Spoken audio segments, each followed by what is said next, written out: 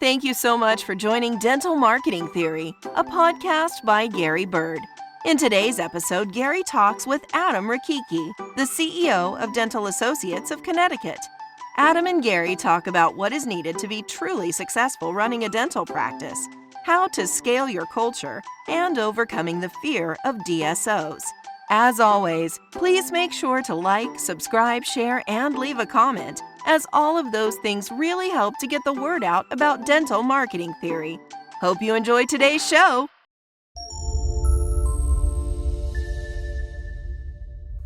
All right, we are live. Adam, so good to have you today. Thanks for coming on.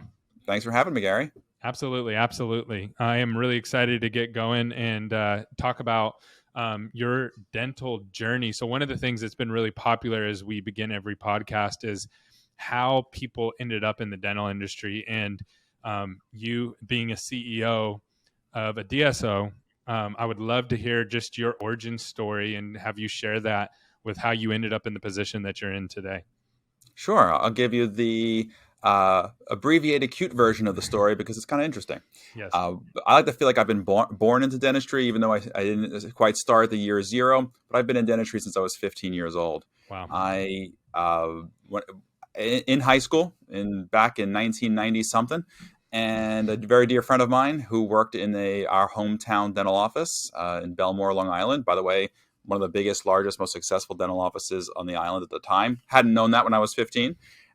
She worked there a couple afternoons after high school pulling charts and was going away for the summer and asked me if I'd like to have my first job pulling charts in a dental office. I said, sure, I'd love to. I'm looking for my first job.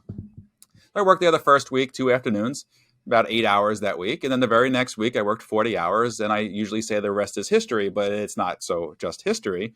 I dove right into being in a dental office back then. I remember the simpleness of the job of pulling a chart and knowing that you pulled a chart and it's ready for tomorrow and you're preparing the providers. And it felt great to do something so simple. But very quickly, I became fascinated by the functions of a dental practice, both the business office and the clinical office. So fascinated by it. By 15, 16 years old, I'm being this little young whippersnapper in the office asking 1,000 questions. I want to know how everything works.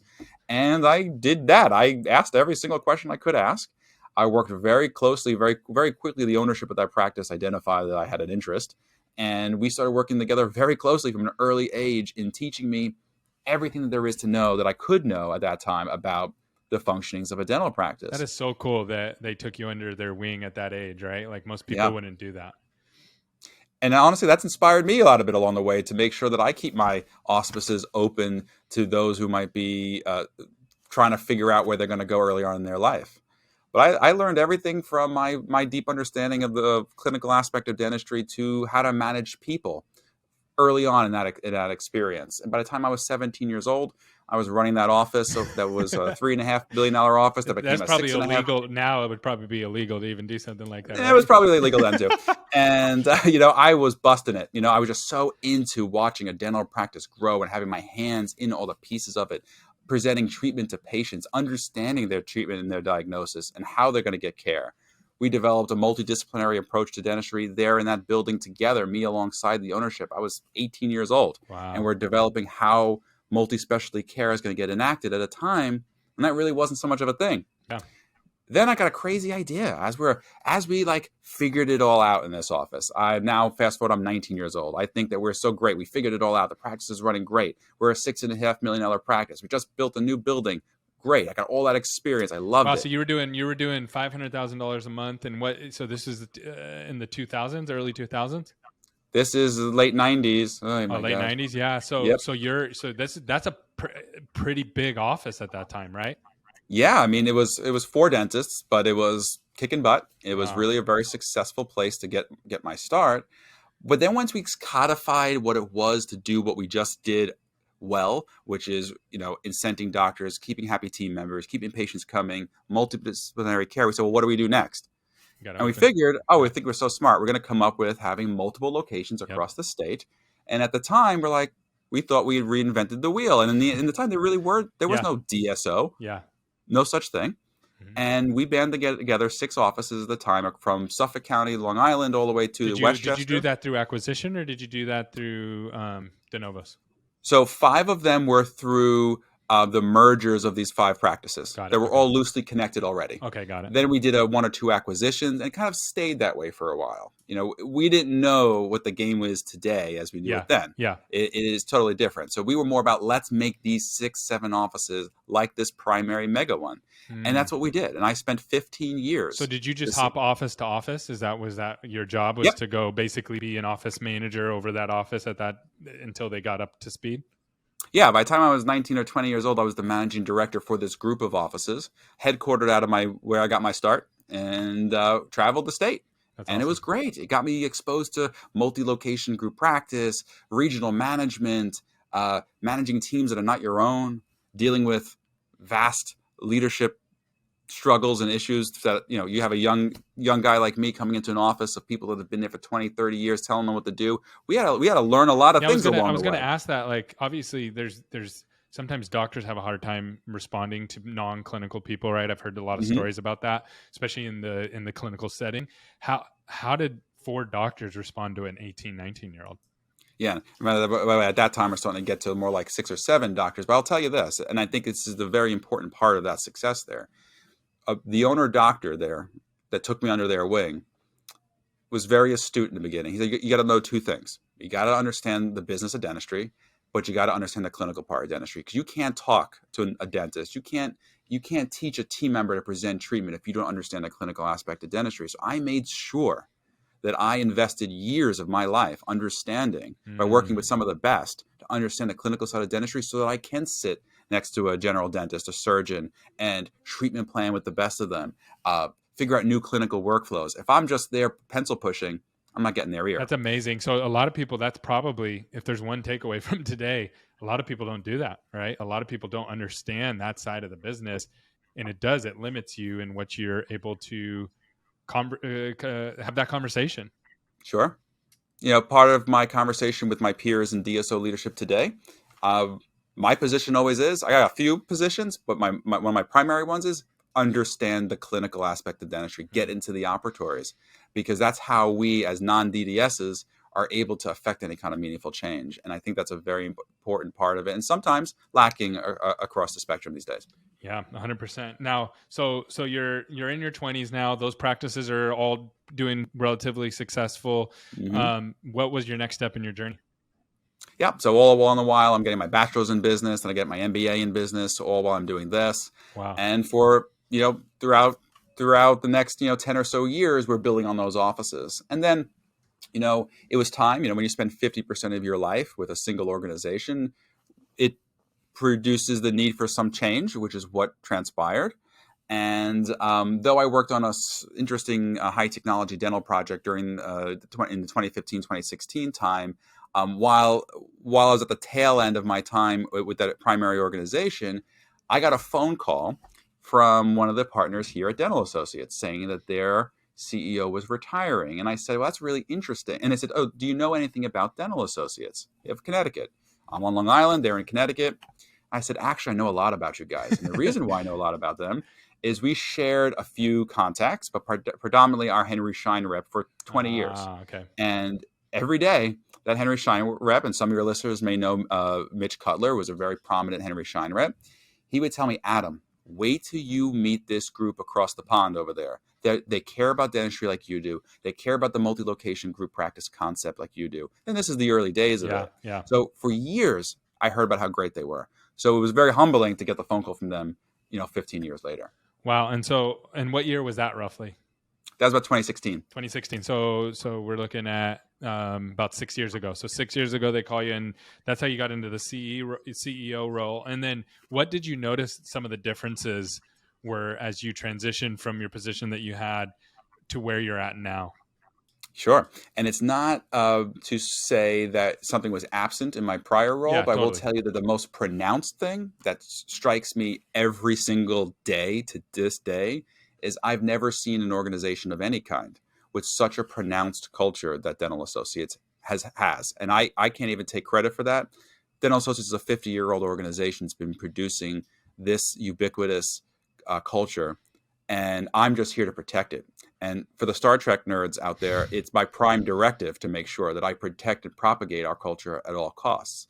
So that is such a glaring thing to me. As a customer, an employee, or a leader, I've never seen such a ubiquitous culture. So how do you know when people are bought into the mission or the culture? Yeah. So first, it's really, to me, it's two things. It's I look at protocol and culture, or any form of uptake amongst the team. Are they absorbing the mission that we are setting them out to do? If they are absorbing it, that to me tells me that we have gotten buy-in before we rolled out. And if we get buy-in before we roll out, that uptake is significantly better. If I realize across the board that a new initiative is falling flat, I don't blame that on the team members. Somewhere in our process, we forgot to get their buy-in. And then once we have their buy-in, we can evaluate whether or not they uptook that protocol or whatever it is. So we do a very thorough job of making sure we get buy-in before we roll out. So what's some of your tactics to make sure that you're getting buy-in? Yeah, a lot of it's a ground game. It's getting out there into the field, and it's like a road show, right? When I first came to Dental Associates, one of the really big initiatives that I undertook. I'm very passionate about clinical lines of service, like specialty care and all that. Mm-hmm. So one of the things that I brought over from my prior role that was very important was a Perio Program, and we could have just sent out an email to all of our hygienists, doctors, and team. Here's our new Perio Program. No, instead, we hit the road and we did a road show. We went to every single office, addressed the offices in groups, and got their needs, their wants, merged them into that protocol, and got them to understand the reason why that protocol exists. And then they accept that. That's huge, right? The why behind it. Because sometimes if you leave the why to the assumptions, they may say, well, they're just doing this because they're greedy, or they're just doing this because of whatever, right? Whatever story they 100%. Want to make up. So you getting in there and telling them the why.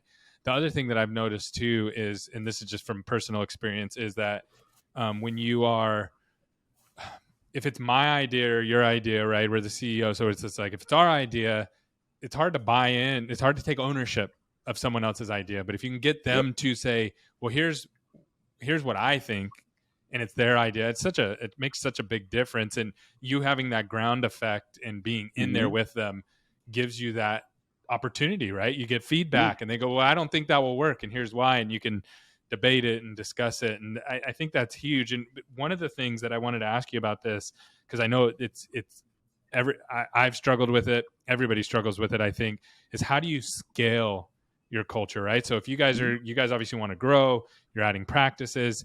How do you, because you use the ground and pound approach, which is awesome.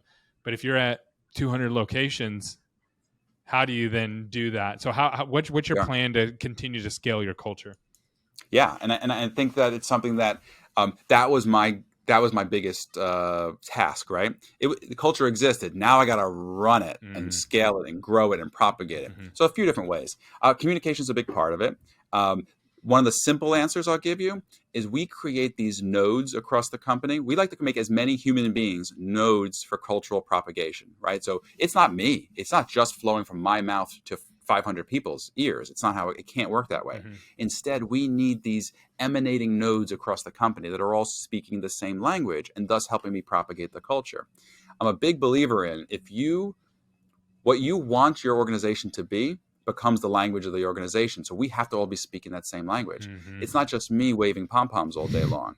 It's me waving pom-poms and getting you excited about those pom-poms so that you're waving them alongside me in the offices. I don't care if you're a dental receptionist or if you're an office manager or a regional manager. Our charge is to continue being these propagating nodes. And we give them a lot of tips and tricks on how to do that. But it's getting into the hearts and the minds of our team. So what are like what are the ones that have worked best? So if you were talking to another CEO, or I'll just use me as an example. So what are the things that you have used to help you make sure that people stay excited and they stay engaged? What are those nodes specifically that you've seen, like, man, people, this really resonates with people? Yeah. And I think I'll answer that in an interesting way. So, if you ask different parts of a dental practice, what's important, you're going to get different answers, right? Hygienists, they want to make sure their patient is taken care of well. And it's their patient, right? They want to make sure that their patient is taken care of very well. It's very important to them. And so they don't know a new dental associate or a new manager from a hole in the wall. So they have to, how will we know that they're going to take care of my patient the right way? So we engage this in a way I call promises, right? So we have a clinical culture promise, we have a leadership culture promise, and these are, yes, a literal document that says, here is what it means to be a good clinician at Dental Associates, a good leader. And by the way, every clinician is also a leader, and everyone could be a leader in the organization. And then by reviewing this document, and has tenets of who we are as an organization and what's important to us, and they sign it and they accept it. But the point of that is they understand that it's their mission now. And just giving someone the mission of understanding that you're not just there to be a manager, you're there to do these things that are helpful to the organization. Never squash the dreams of an employee. Listen to them. Try and bring people up. Don't bring them down. How big is that document? Because obviously you get into dental, right? Okay, good. Yeah, I was going to say, because you can get into dental, and I've seen stuff, SOPs that are like you could go to the moon and back with them, right? And which is awesome. We need the documentation, but what you're talking about is more from a motivational, simplistic standpoint, and it's one page. And what would you have, like 3 or 4 main things that this is what it looks like to be excellent in this position? Yeah, probably more like 15 to 20, okay. But they're bullet pointed and they're aspirational in nature. Not to pull from my head too much here, but I will say that I like to look. I love protocol. I love systems. Yeah. I'm fascinated by how to make an organization more efficient. However, if protocol are the bricks of an organization, the cement is the culture, right? So this is meant to give the cultural cement, to take those protocols and know why you're doing them, where they're coming from, where the new protocols of tomorrow are going to come from. And I really like to look at it in the sense that we have 3 main stakeholders: our people, our patients, and our providers. Yeah, they're all people, but the P's how to work. Yeah. And if we're worrying about all these participants, right, and making sure that we could talk about each one of those line items for a second, but if we never make a decision, we never roll out a protocol that violates one of those 3 things, one of those 3 promises to those 3 stakeholders, then we're always going to be good. Yeah, because we're going to make sure that we maintain it. Yeah, they're the guiding light that anchors everything in, and I think that that protects you too, right? Because because as you grow, you're going to get some bad leaders in there, right? Like, and when I say bad, I mean people who don't have good intentions, right? Or they maybe just don't believe in the mission and they somehow snuck through and they get into a position. Now I'm looking at my guiding light, right? And I'm going, and someone's telling me, no, do it this way. And I'm like, well, that violates number 7 for me. And it's askew. And it really protects you, right? Because now I have the power, even though this person might be over me, I have the power to push back a little bit and say, hey, no, because I have to make sure I'm doing these things no matter what the SOP or whatever the protocol says. I love that. That is a great help. It helps me, and I know that it'll help others as well. Now, one of the things I know you're really passionate about is leadership, and I wanted to talk about what capability helps you get you to where you're at right now, and then what skill sets are you learning or getting ready to learn that are going to propel you into the future? Yeah, that's one of my favorite topics. I speak often on the topic of leadership superpowers, and my favorite leadership superpower, I think, is the most active in my daily life. And I developed this thought process while here at Dental Associates, because this is a unique challenge here. And I talk about being like a psychic. And what I mean by a psychic is knowing what's going on in the hearts and the minds of your people. If you don't know what's going on in the hearts and minds of your people, you are hopeless in the means of leading them, of growing them and all of it. So the way we get that kind of psychic ability of knowing what's going on with our team, yes, communication is a huge part of it.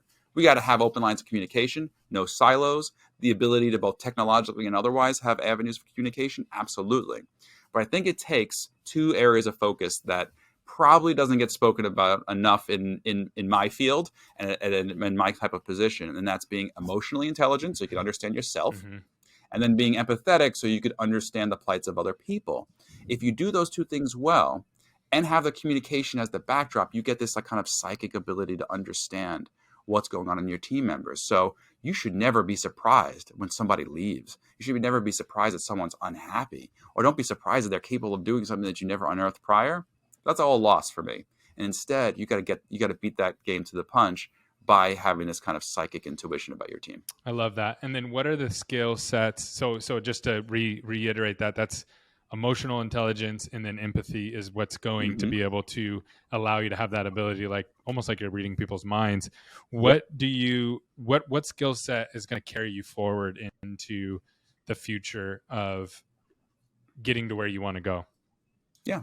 So apart from the softer skill stuff that we've been talking about, like quality leadership and being able to build quality leaders, I think there is also the more tactile stuff, Mm, the ability to understand how to use data to help us build better dental practices and how to meet the needs of our patients, which is something that we're doing a lot right now. So I think that everybody's got to get a comfortability with sourcing and interpreting data for the ability of guiding the direction of their DSO. yeah. What do their patients need? What do the demographics need? What do your team needs?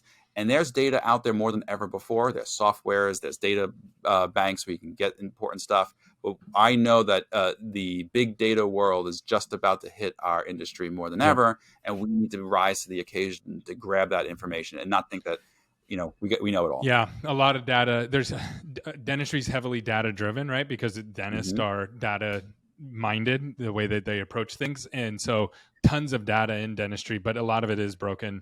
But I do think that a lot of it, those pieces are starting to come together, and yeah, it Hmm. will. I think it will transform the way people have maybe always done business in dentistry, right? We'll look at things and go, well, maybe that isn't the best way. Maybe this is Right. the best way for the best outcome. I love that. Do you use anything to measure your team or um, how they're doing on a weekly or monthly basis or a quarterly Sure. basis? Yeah. So of course, from the data side, we're always looking at our how we're doing in our offices across lines of service as they relate to goals. Of course, it's important. Mm-hmm. What's more important than that, and I will die on this hill, is that our leadership team is not violating their prime directive, right? So the success of which other parameters, like their ability to create new leaders in the organization, if I have someone within my executive leadership or in my regional roles that is consistently producing leaders in the organization so that we can it's not just nice, Yeah. it's not just doing the right thing for the employee and the team member, it's how we grow into the Yep. future. Where are we going to source the leadership of tomorrow if we're not building it today? So to me, that is the single most important thing, because we could be successful today, we could be hitting all our numbers today, we could buy 5 more practices tomorrow and have nobody to lead them. So how are you pro? So if someone's like, hey, I got 2 practices, I'm trying to go to 4, and I lack that leader. And there's a ton of practices like I lack a C-suite, right? I'm a dentist. Yep. I'm still practicing. I'm kind of the CEO.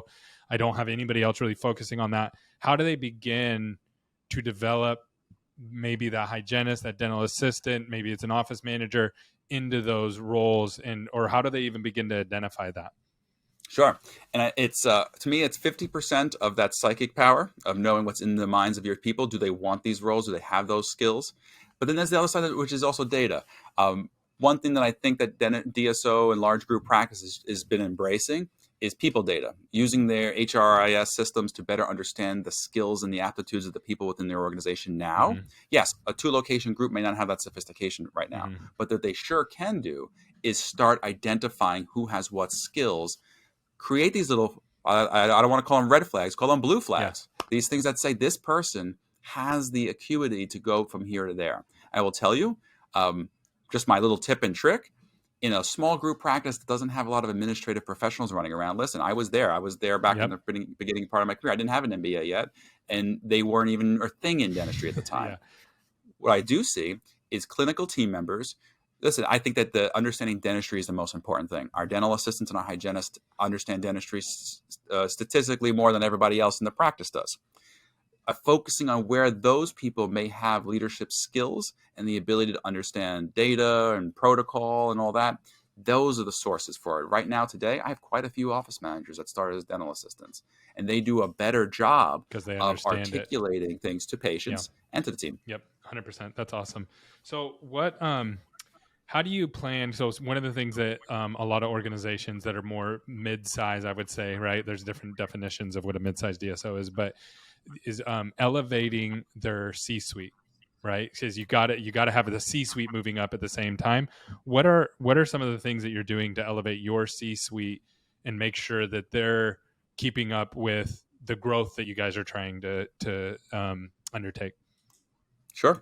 'Cause I think that's my primary purpose, right? So if you distill this all the way up to the top, if they're not advancing themselves, then I have failed as my team beneath them would have. First is I like to teach and preach everyone to be full stack owners over everything that they're working on. So if they're going to succeed, they're going to succeed. I'll help them, but they are succeeding. If they're going to fail, yes, we're all failing together, but we're going to pick those pieces up together. But of course, more practically, it's important to make sure that everyone has the commensurate skills that they need to do their role. I can't provide that all for them. And sometimes that means me being astute enough to know where I have to go get the expertise for that team member so they can be successful. At the same time, I hope that same team member on my C-suite team would knock on my door and say, I think I need this. Can we go get this? Can we go to this conference? Can we go to this seminar? Can I buy this book? Let's do it. And I love what people ask for ways of advancing their own repertoire of skills. Yep. And I'm here to support that wherever I can. It's so funny. The person that told me to ask that question, she's a CMO for a DSO down in Texas, and she is always getting professionals to come in and help her learn. So she's definitely onto something. I love that. Changing gears on you a little bit. What's your why of why you're doing this? Obviously, growth is fun, right? And it's exciting, but it's also hard. And so what, on those days that it's really hard and you're feeling all the stress coming onto you, what's the why that keeps you going? Yeah. And particularly in the times when it's hard and something's broken, I wake up to do two things. I love fixing things and building things. So if something is broken, project ahead of us, it's an opportunity to fix it. You got to be positive. There's so many avenues in this world that could put us in a negative path. We got to be positive and say, we want to get to our goal. Yes, this thing just happened and it put us 3 months behind. We could wallow in that for months, or we could energize everyone to focus on the outcome. Second, I love to wake up and help other people rise to leadership challenges and become leaders themselves. So if I do that part right, usually there's less problems that require fixing.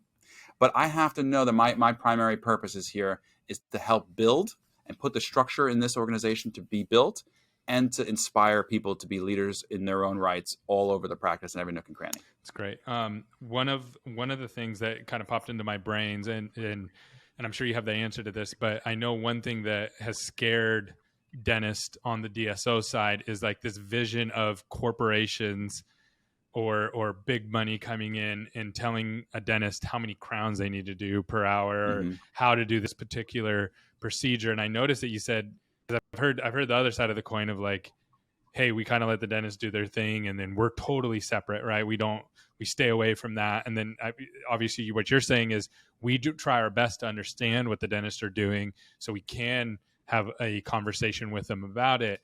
How do you overcome that fear of, hey, the DSO is going to be running the shop and telling us what to do clinically? And listen, it's a real challenge, especially in a highly fragmented market like New England here. You have a lot of single dentists who stayed that way for a reason. And we hear it all the time. And we're all lumped into one big bad bucket, right? So we have to overcome that. At the same time, we have to worry about things like quality control and productivity. So first and foremost, you have to allow your provider to be the captain in their operatory. You have to. Anything other than that is wrong, right? So, but you can't also just let them flounder or do whatever they want, irrespective of any kind of consequences. So first off, it comes down to provider selection. You shouldn't bring in a provider into the organization that you don't feel comfortable making clinical decisions for themselves in an operatory. If you're second guessing that, they're not the right provider for you.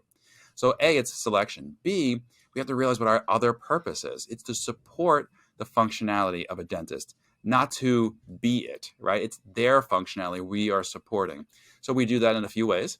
It's about providing data and benchmarking them and letting them know, well, maybe you're doing more or less crowns than you should or shouldn't be. Here's what the data shows. I'm not just talking about within Dental Associates. Here's what the market looks like. How do you feel? How do you fare in that way? Do you have any reasons as to why? And sometimes we get interesting answers like, my patient population is X.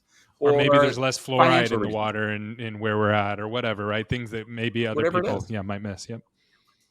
So we have to let them have that wherewithal, but then we also have to have quality control. And quality control comes from through the lens of mentorship and guidance from other senior providers that are not there to tell them what to do in an operatory, but to give them best practices based off their successful careers. And I think, and I'm sure a topic probably for multiple other conversations in the future, I think technology is going to start helping us be more helpful to our providers. In their clinical diagnoses going to the future. These AI companies that are helping us read x-rays and provide clinical opportunities to providers gives leadership some distance from the clinical side and allow the data to do its job. I think that's very important. Yeah, that's huge. Yeah. So are you guys using AI, or are you just starting to break into that? We're starting to break into it very soon. I plan to, tap companies like Overjet to come in and help us in that way. I think it's very impactful in a variety of ways. How are you? I've seen people bring that in, right? And so I've even seen clinical CEOs, so CEOs that are dentists, have multiple locations. They're not in the chair anymore, and then bring in or attempt to bring in AI and dentists to be very skittish of it, right? Like, are you trying to take our job? Are you trying to? How have you navigated that? It's full circle to our beginning part of the conversations: buy in before you roll out. So how I would gain buy-in in this way, and how I plan to, it's very simple. You could look at this technology in 1,000 different ways. But if you're looking at it as well, we're keeping an eye on you, making sure you're doing that MOD composite. No, that's not why we're doing this. Okay. I look at that technology more like an echocardiogram. When you go to your cardiologist and they do an echo on you and it comes back looking iffy, does that embolden you to listen to that doctor when they tell you what the treatment recommendations are going to be? It sure does. And it's agnostic of the provider because it tested it for you. This, to me, is a means of providing the dentist with more opportunity that removes them a little bit from the, am I being too salesy with a patient, right? If I'm in a chair and this report spits out and shows me my clinical needs and how it juxtaposed to the rest of the population, I'm gonna act if it shows it. So to me, my pitch to the doctors is going to help you with your case presentation. So you don't have to be a salesy, because every dentist don't want to be salesy, right? So that it actually helps them overcome that. I love that.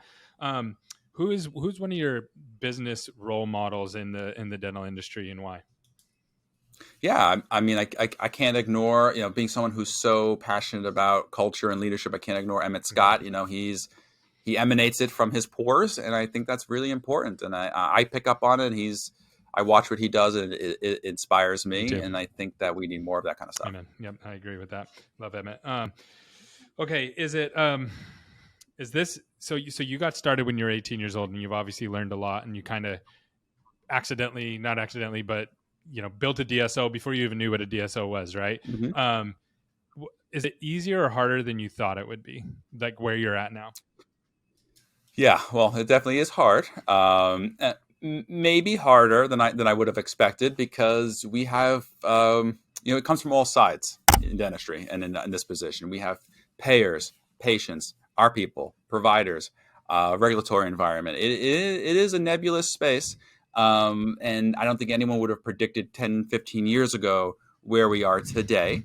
The M&A environment, the intensity of the consolidation, technology sprouting up out of the ground that we have to keep our eyes on. I mean, being in executive leadership of a DSO means you are like a CTO, you're a COO, you have to be a CFO. Yeah. You got to be it all, even if you have those things, because these things are such strategic importance that they can't be digested and regurgitated to you. You have to be able to do it yourself. Agreed. So what were some of the misconceptions that you might thought, like, hey, this is going to be really easy, but it was actually much tougher?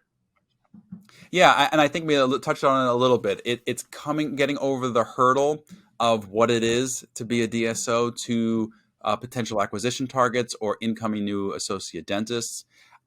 It's a hurdle. And, for us, it's weird because for a long time, we didn't even use that nomenclature of DSO, right? We are a private dental organization, right? And we never felt ourselves to be that, but it is what it is. When you're doing 20 locations, that's what you are. You're supporting right? The dentist. And we're supporting that. So getting that vernacular and that jargon down and the ability to be authentic about what's real about Dental Associates and of your DSO, so that it's not just lip service. Because listen, It could be lip service. We could tell everyone we're a great place to work. We're never going to slap a 5-cent glove on your hand or tell you to do 10 more crowns in a day.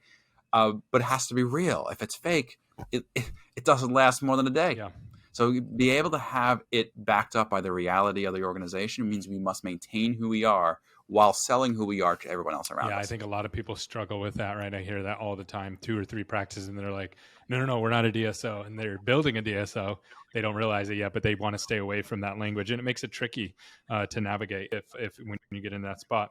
All right, so if you had, this was a question that someone asked, and I thought it was a good one. So if you couldn't be the CEO anymore and you had to pick one position in your company to do forever, what position would that be? That's an easy one for me. What I loved most about I'm in dentistry now 21 years. Okay. My favorite thing to do was to present treatment to patients. I loved the treatment presentation process. It's like AMSR.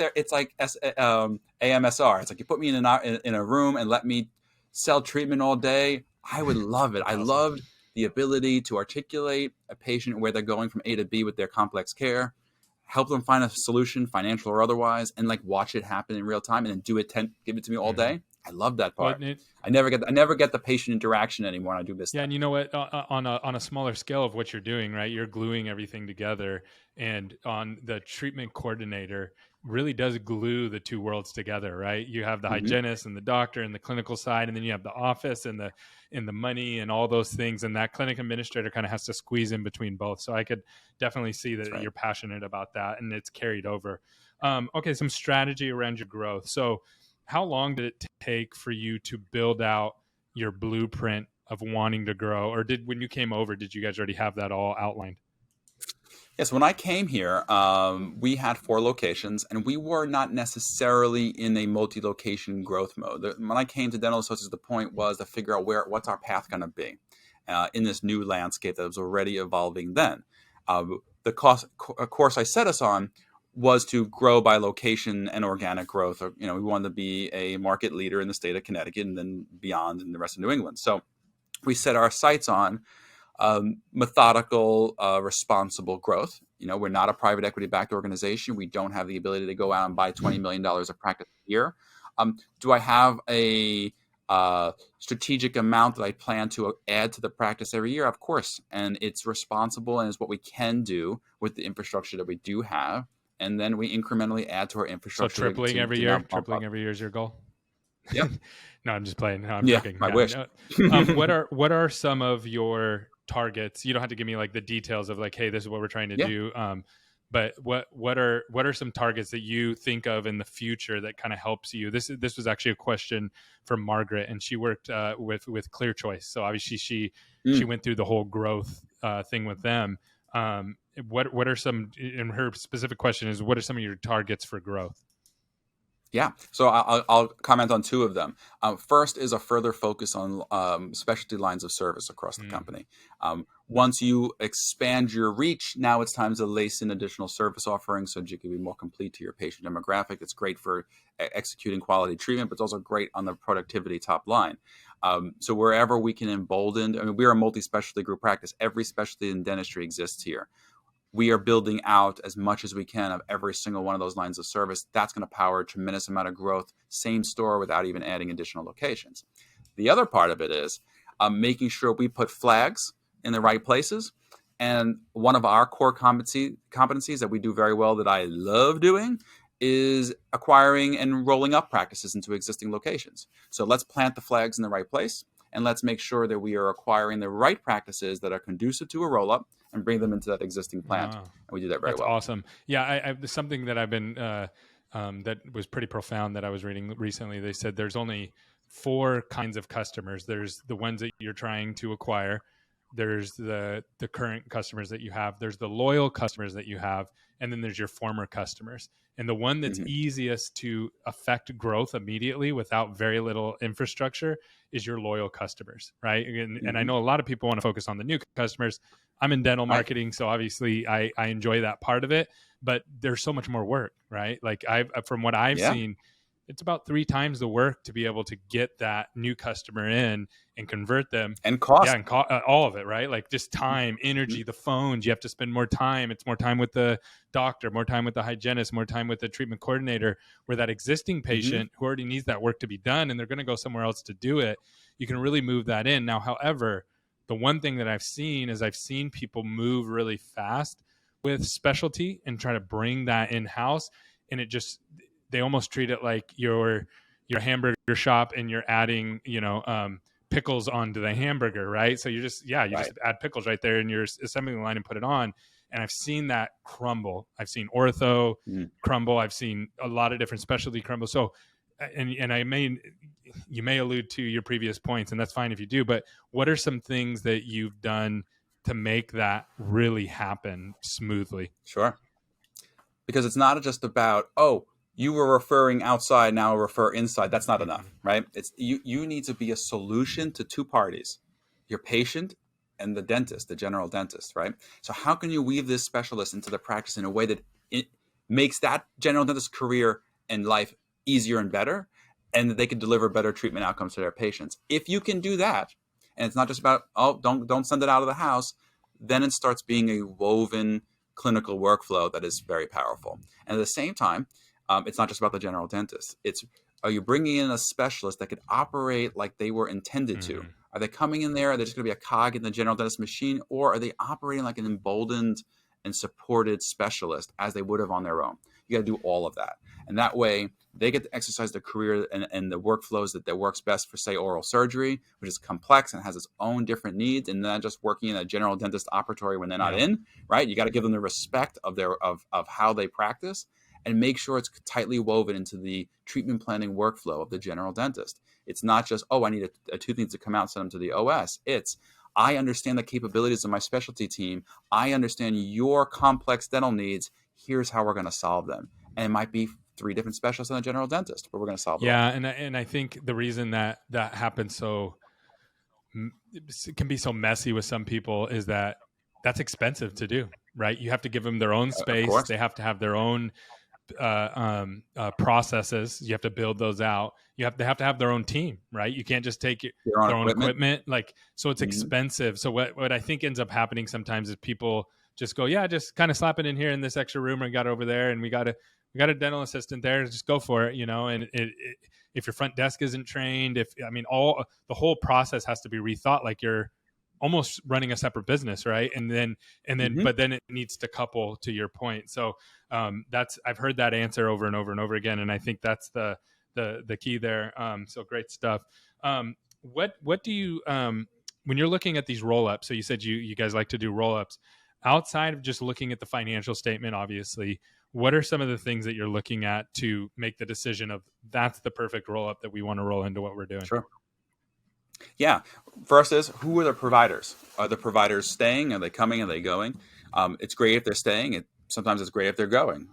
Personally, I'd like the provider to hang around, which means I got to make sure that I'm finding a provider who not only they themselves is in line with us, with our values and our clinical flow, but they have also built an office in the past that's conducive to it. Because if they have built an entirely non-analogous practice, that's going to be pretty tough, especially if they're hanging around. So I like to meet providers that have similar ethos to us, and they'd like to be part of a bigger ship and have the support mechanism of a bigger office, and usually a nicer office, the technology that they want, so that we can empower them to either have a good remaining few years of their career if they're in the retirement age, which, by the way, these days, it's not just the retiring dentists that are doing roll-ups, that are being parts of roll-ups. In fact, I did 3 last year, and they were very successful, and they were not of that age group. And those doctors are fantastic, and they're doing great with us right now, because they needed the help.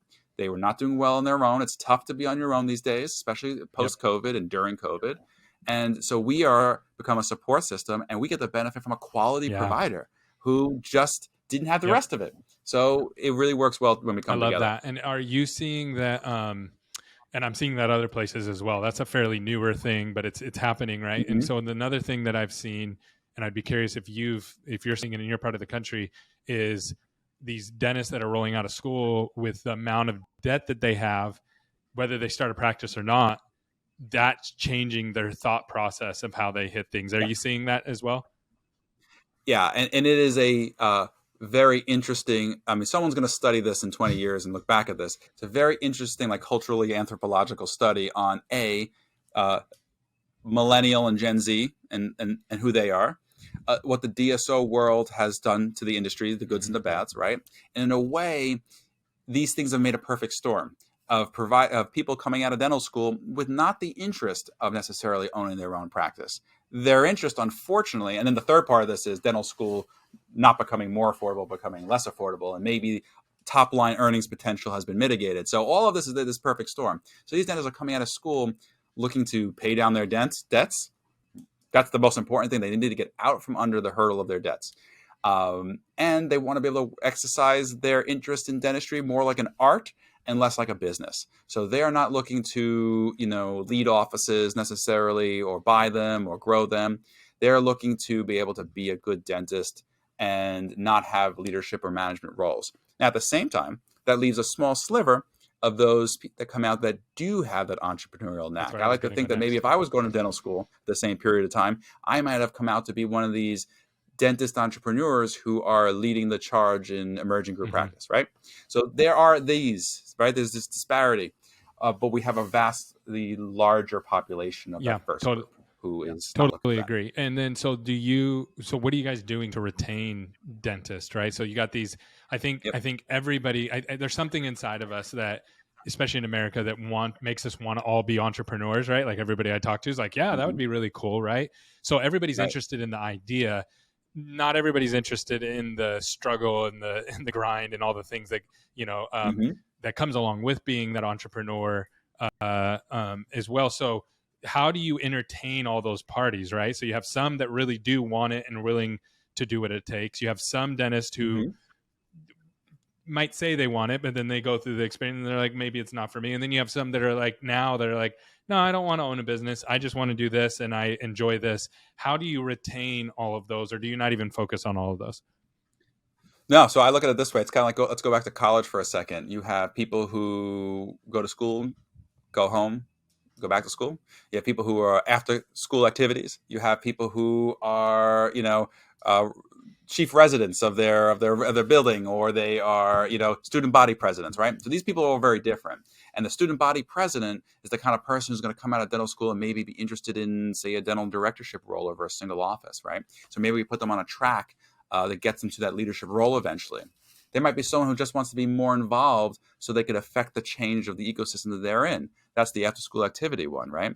And they might be participating in one of our many committees that we have at Dental Associates to help guide the strategy of our practice going forward. They might not want to be the gavel wagger, but they would like to have a voice and be part of it.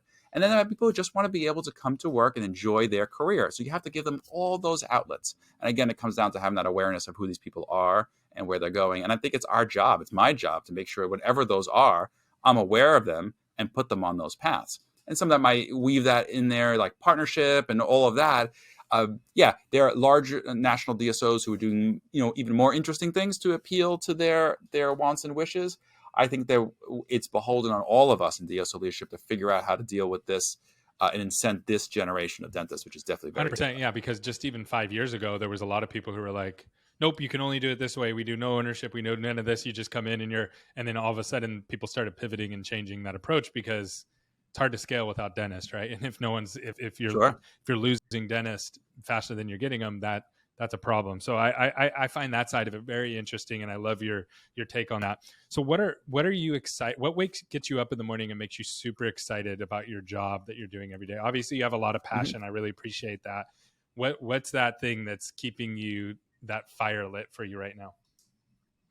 Yeah, I just love the ability to walk into my headquarters here in Danbury or into an office. I just love being able to provide inspiration, excitement, information to others. We are a very non-siloed place. I walk around, I tell everybody everything. I keep everybody in the loop that I can. I love when I walk into an office, everyone's like, what's going on? And what's going on with DA? What's going on in the frontier of the growth of dental? I keep everyone. I love seeing the excitement of our team. Wherever I can go out and be that cheerleader for everyone, I sure as heck am going to be, because I really, really enjoy that. I love the attachment that our people have to not just myself, but to dental associates and to who we are. I love it. I love to be the steward of that That's every so day. cool. All right, here's the hard hitting question. What's the most impactful marketing campaign that you've ever had in your life? Okay, so I can't take credit for this because I didn't deploy this. But man, I didn't even understand this until a year or so after being here in Connecticut. Everybody knows Dental Associates' little jingle that we created like 25 years ago, and it's still current. It's still on the radio. It's still on YouTube ads and on CBS radio. And I heard it when I was on Long Island, and I didn't even realize that I knew it. But I bump into people say, "You're at Dental Associates," and they'll sing me the jingle, and I'm like, my heart warms. That is so awesome. And in 2017, we're very, the Danbury Fair Mall is right here, and most of our business has been done in the Danbury Newtown area for the last 50 years. And we did a poll of the people at the customers at Danbury Fair Mall. I think we polled 1,000 people, and I think it was 69% of people had a favorable awareness of Dental Associates. And also that jingle, right? So they all sang it. So I think it was probably the most influential thing we've ever done. That is so cool. So it's interesting because jingles are you don't hear a lot of jingles anymore, right? Like that's not a thing because now there's viral videos and there's viral sounds and things like that. But before the internet and before viral things, that's what was those dots just connected for me. It was viral jingles that they heard one time or two times and they stayed stuck in your head. And you can't buy those, right? Like you can create 1 million of them and maybe one might do that. But it made me think there's a jingle in my head of a bail bond place from when I was a kid that I just heard over and over and over again. And I know the number, I know the phone number. I still remember. I don't know anybody else's phone number in the whole world, right? But I still have that jingle in my head. So it's so cool how that can linger. Where, Adam, if someone wants to reach out to you and learn more about what you guys are doing up there, how can people get in contact with you? Sure. So our website, dentalassociates.us. My website, Adam Richichi, RICHICHI.com. Find me on LinkedIn, Facebook, wherever you'd like. Awesome. Well, I really appreciate you coming on, just being super open, sharing what you guys are doing. It's been helpful to me. I know it'll be helpful to our audience, and I appreciate you coming on today. Of course. Thank you for having me. I'll sing the jingle next time. I was going to ask you, but I didn't want to put you on the spot. Thanks so much. Thanks, Gary.